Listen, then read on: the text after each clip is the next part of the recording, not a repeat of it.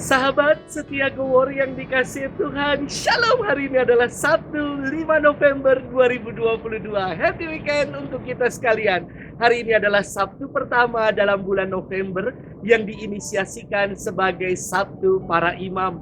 Kita berdoa untuk para imam, semoga mereka semakin 3S, semakin setia, hidup suci, dan penuh dengan sukacita. Hari ini kita akan bersama-sama merenungkan firman Tuhan yang diambil dari Injil Lukas 16 ayat 9 sampai dengan 15. Mari kita siapkan hati kita. Haleluya, haleluya, haleluya.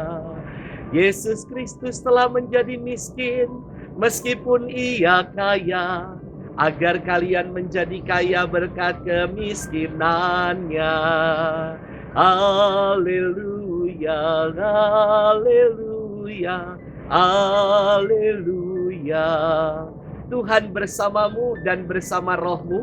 Inilah Injil suci menurut Lukas. Dimuliakanlah Tuhan.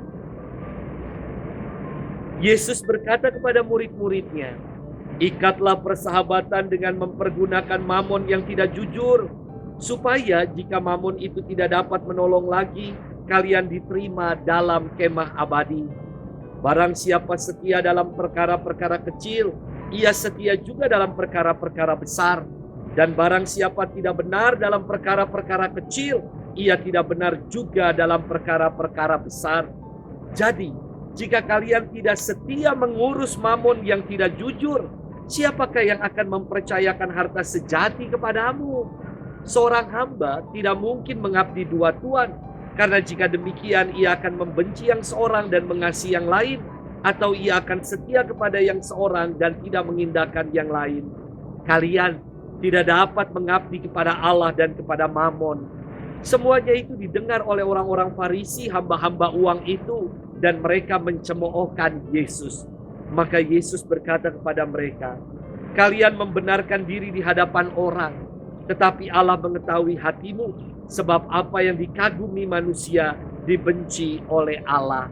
Demikianlah sabda Tuhan. Terpujilah Kristus. Sahabat setia Gowor yang dikasihi Tuhan, Shalom.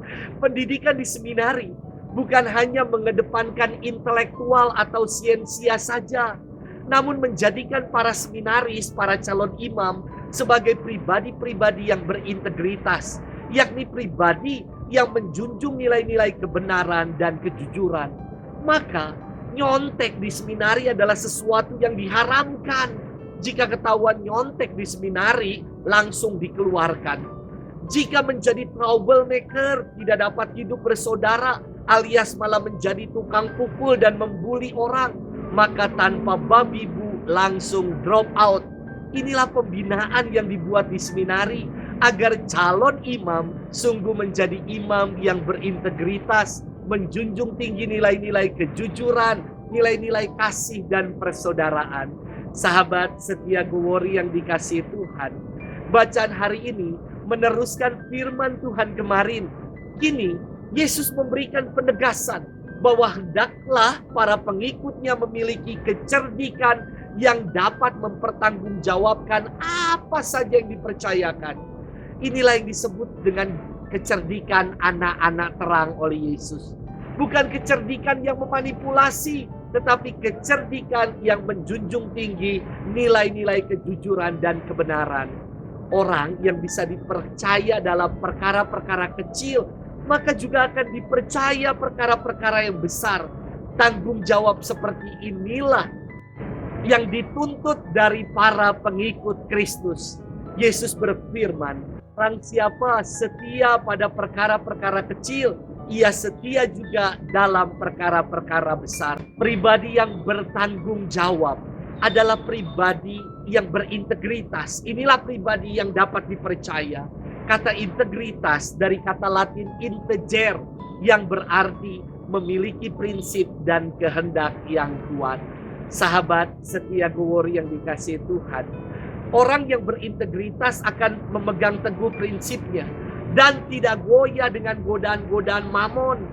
Orang yang berintegritas senantiasa mengarahkan hidupnya pada kebenaran dan menjunjung tinggi nilai-nilai kejujuran dan loyal, setia pada tanggung jawabnya. Apakah dalam hidup ini kita telah menjadi pribadi-pribadi yang berintegritas, punya kehendak kuat untuk mengikuti Yesus dan setia di dalamnya?